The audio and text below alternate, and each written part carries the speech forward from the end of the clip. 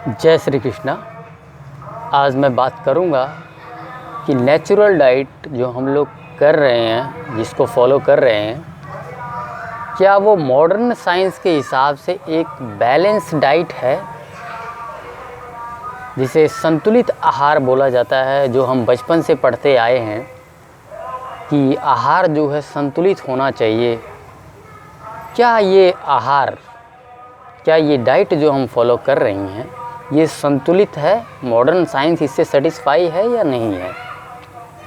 हालांकि मुझे इस बात से नहीं फ़र्क पड़ता है, क्योंकि इस डाइट से 100% रिज़ल्ट है। अगर कोई भी समस्या है हमारी बॉडी में तो इस डाइट को फॉलो करके ठीक हो जाता है, क्योंकि ये पूर्ण रूप से ये जो डाइट है ये नेचुरल डाइट है। बेसिकली इसमें हम लोग प्रकृति से जुड़ते हैं और प्राकृतिक भोजन ही 100% करते हैं। आप प्राकृतिक चीज़ों को छोड़ देते हैं। लेकिन फिर भी चलिए हम एक जो है इसमें ओवरव्यू ले लेते हैं कि क्या उसके हिसाब से ये डाइट बैलेंस डाइट है। अब ये डाइट, इस डाइट में क्या क्या चीज़ें हैं वो भी मैं आपको बता देता हूँ। वो डाइट पूरा का पूरा आज की तारीख में जो मैं डाइट कर रहा हूँ, ठीक है, आज की तारीख में, not from the beginning of the diet, मतलब शुरू में जो डाइट लिया उसकी बात नहीं करूँगा मैं, आज की डाइट की बात करूँगा। क्योंकि शुरू की जो डाइट होती है तो उसमें प्रोटीन का इंटेक बहुत कम करना होता है। उसका रीज़न भी मैं आपको बताऊँगा, ठीक है। पानी भी काफ़ी कम कर देना होता है। सो कई ऐसी चीज़ें हैं जो कि उस समय आप देखेंगे तो संतुलित नहीं होगा, और अगर आप संतुलित करने की उसको कोशिश करेंगे तो आपको मैं सीना ठोक के बोलता हूँ ज़िंदगी में ठीक नहीं हो सकते। ये भी मैं आपको बता रहा हूँ। उस समय शुरू में उसका रीज़न ये है कि शुरू में एक तो आपको कॉन्स्टिपेशन है। कॉन्स्टिपेशन की वजह से आपका डाइजेशन सिस्टम वीक है। अब अगर आप संतुलित आहार खाने की कोशिश करेंगे जिसमें कि प्रोटीन आपको उतना खाना पड़ेगा जितना आपका वज़न है, आपको प्रोटीन तो पचेगा ही नहीं, क्योंकि आपका डाइजेशन ही बहुत वीक है। तो यहाँ पे आप संतुलित कर ही नहीं पाएंगे, क्योंकि आपको प्रोटीन पचेगा नहीं। अब आप ज़बरदस्ती अगर आप खींचने की कोशिश करेंगे उसको कि नहीं जी मैं तो संतुलित ही खाऊंगा, मेरे को तो उतना प्रोटीन बोला गया है, उतना प्रोटीन तो मैं खाऊंगा, तो भाई साहब वो प्रोटीन तो आपको पचेगा नहीं। और जब पचेगा नहीं तो आयुर्वेद में बोला गया है कि जब चीज़ पचती नहीं है ना तो वो जहर के समान होता है। जहर के समान एक टॉक्सिक क्रिएट होता है बॉडी में, और वो टॉक्सिक आपकी पूरी बॉडी में घूमता रहता है। और ये बात मॉडर्न साइंस को नहीं पता है। वो तो ये कह देते हैं कि नहीं आप अपनी वज़न के हिसाब से प्रोटीन खाओ उतना, ठीक है, चाहे आपका डाइजेशन सिस्टम एकदम मरा हुआ है, एकदम मंद पड़ा है, उसको नहीं पचा रहा, लेकिन उसको ठूसो, ठीक है। मॉडर्न साइंस क्या बोलता है भाई उसको ठूसो, डालो उसको डालो, ज़बरदस्ती डालो उसके अंदर। तो यही चीज़ तो नहीं करना है। पचेगा आपका, बिल्कुल पचेगा। आपका जितना वज़न है उससे ज़्यादा प्रोटीन आपको पच जाएगा। आज की तारीख में मैं पचा रहा हूँ, लेकिन उसके लिए आपके डाइजेस्टिव ट्रैक को मजबूत करना पड़ेगा, और उसके लिए आपको ज़्यादा प्रोटीन वाले फूड नहीं, बिल्कुल प्राकृतिक भोजन खाना है आपको, बिल्कुल नेचुरल फूड, जो मैं डेली बेसिस पे बताता हूँ आपको। यही तो वो कारण है जिस वजह से मॉडर्न डाइटिशियंस जो है वो कभी भी बीमारी को ठीक कर ही नहीं सकते। रीज़न क्या है? उनको तो यही पढ़ाया गया है, संतुलित आहार, प्रोटीन लेना ही लेना है, उतना ही लेना है। उधर उस इंसान को प्रोटीन क्या खाना नहीं हज़म हो रहा है, तो प्रोटीन कहाँ से वो हज़म कर लेगा? अब उसको ज़बरदस्ती ठुसवाएंगे, नहीं तुम खाओ उसको, प्रोटीन खाओ इतने ग्राम। और ये बातें कोई नहीं आपको बताएगा, क्योंकि सब किताबी ज्ञान है, और यहाँ मैं बात कर रहा हूँ प्रैक्टिकल ज्ञान की। तो चलिए खैर, आज की तारीख में मैं जो डाइट कर रहा हूँ, हालांकि वो डाइट आपको फॉलो नहीं करना है। जो डाइट मैं आज की तारीख में फ़ॉलो कर रहा हूँ उस डाइट को आपको फॉलो नहीं करना है। आपको वही डाइट फॉलो करना है जो मैंने इनिशियल फॉलो किया है, वो मैं आपको डेली बेसिस पे बता रहा हूँ। फिर चलिए हम डिस्कस कर लेते हैं आज की डेट में जो डाइट है मेरी। इसमें देखिए, सुबह उठते ही मैं एक तो ग्रीन जूस लेता हूँ, ठीक है,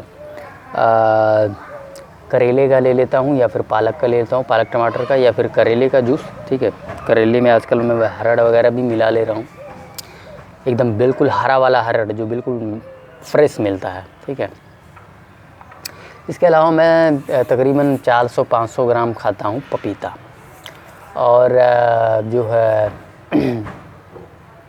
कभी कभार मैं एप्पल भी खा लेता हूँ।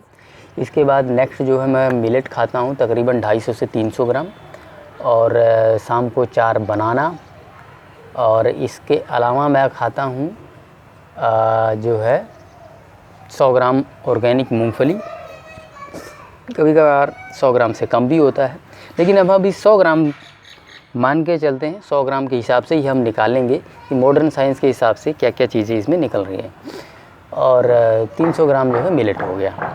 तो चलिए इन सब को करके हम देखते हैं कि क्या हमारा डाइट बैलेंस्ड है, मतलब उसमें जो विटामिन मिनरल्स बताए जाते हैं मॉडर्न साइंस के हिसाब से, क्या वो सब उसमें मौजूद है, सब आ जा रहे हैं कि नहीं। तो अगर हम ये फूड कंज्यूम करते हैं तो इसमें देखिए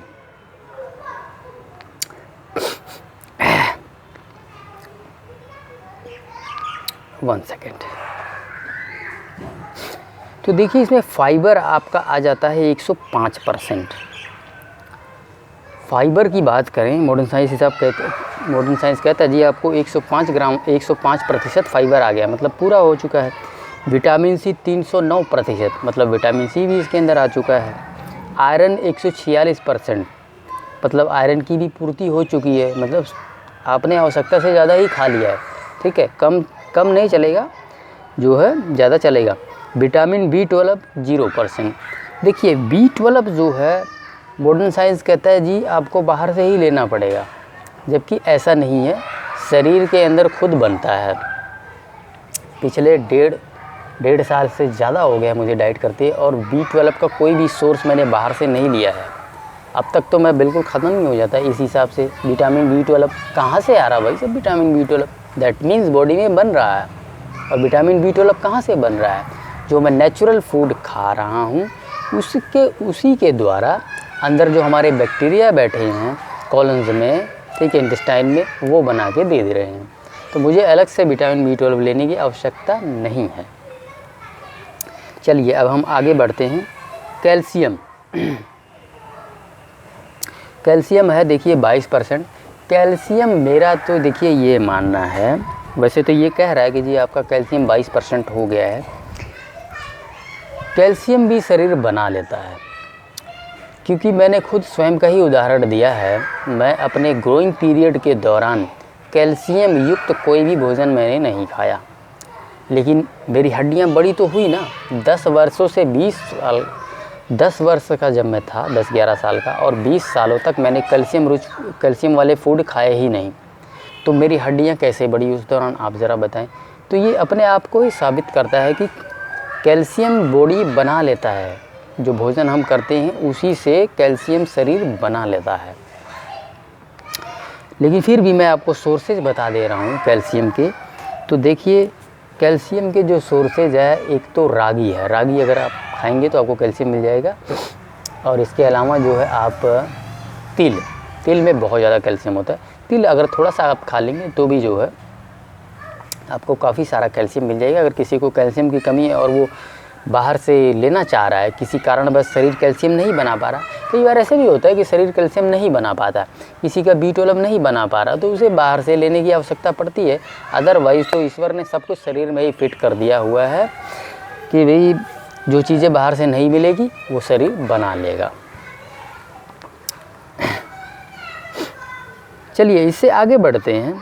कैल्शियम ये कहता है कि जी आपका कैल्शियम जो है 22% मिल गया, जो भोजन मैंने आपको बताया अभी। फोलेट जो है, ये फोलेट देखिए बहुत इम्पोर्टेंट होता है। फोलेट रक्त को बनाने में जो है मदद करता है। तो फोलेट 152% है, मतलब कि 100% से ज़्यादा ही है। विटामिन ए ये बहुत ज़रूरी होता है हमारी आँखों के लिए, और विटामिन डी 138% है। और पोटेशियम जो है 94% इसमें पोटेशियम मिल जा रहा है। एनर्जी की बात करें इसमें, देखिए एनर्जी खैर चलिए छोड़िए, एनर्जी भी 1700-1800 कैलोरी इसमें मिल जा रहा है, जो कि काफ़ी है, बहुत है। एक वो व्यक्ति जो बहुत ज़्यादा मेहनत नहीं करता है, तो उसके लिए ये 1500 से 2000 कैलोरी दैट इज़ सफिशिएंट, ठीक है, इनफ है। अब हम बढ़ते हैं विटामिन बी की। विटामिन B1 जिसको थायमिन कहते हैं 130% मिल जा रहा है मुझे। विटामिन B12 राइबोफ्लेविन 78% मिल रहा है। विटामिन B3 जिसे नियासिन बोलते हैं 150% मिल जा रहा है।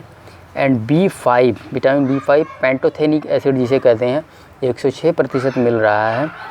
विटामिन B6 पायरिडोक्सिन 201% मिल रहा है। विटामिन B12 वो हमने ऊपर डिस्कस कर ही लिया है, ठीक है, कि हमारी जो आंतें है वहाँ जो बैक्टीरिया होती है वो खुद ही बना लेता है।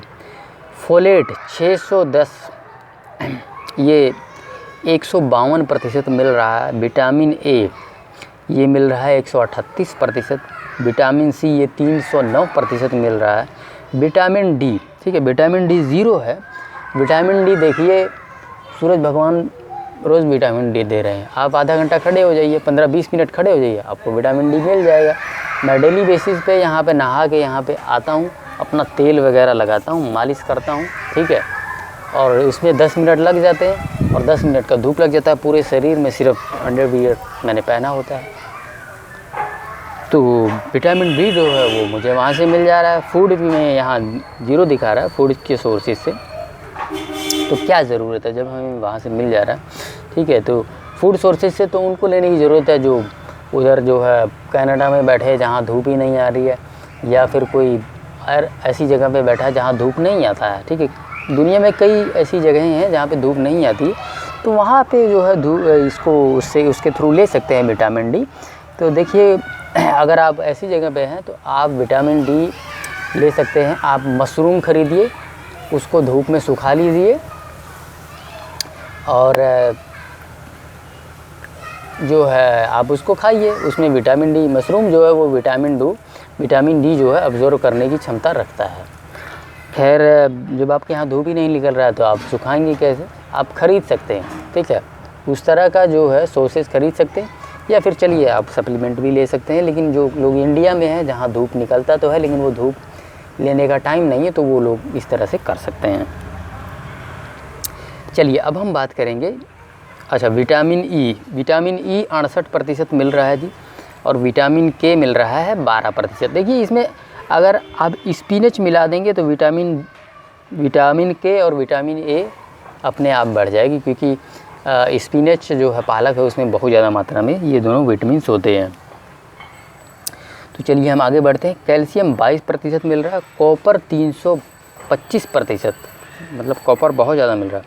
आयरन 146%। दोस्तों आयरन जो है बहुत इम्पोर्टेंट मिनरल है, बहुत ज़्यादा इम्पोर्टेंट मिनरल है, क्योंकि जो खून होता है हमारा खून यानी कि हीमोग्लोबिन के बीच में आयरन बैठा होता है। अगर आयरन नहीं होगा तो जो ऑक्सीजन है वो खींच नहीं पाएगा।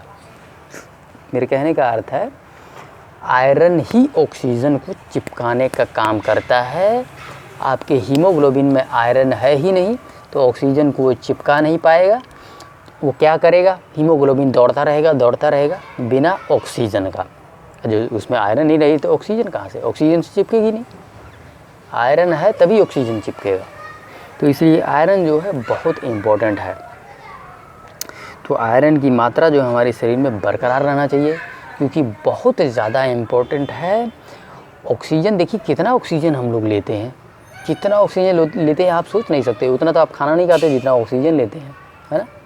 देखिए कितनी बार सांसें खींचते हैं और निकालते हैं। तो ऑक्सीजन जो है हम शरीर में सबसे ज़्यादा लेते हैं। सो आयरन जो है बहुत इम्पोर्टेंट चीज़ है।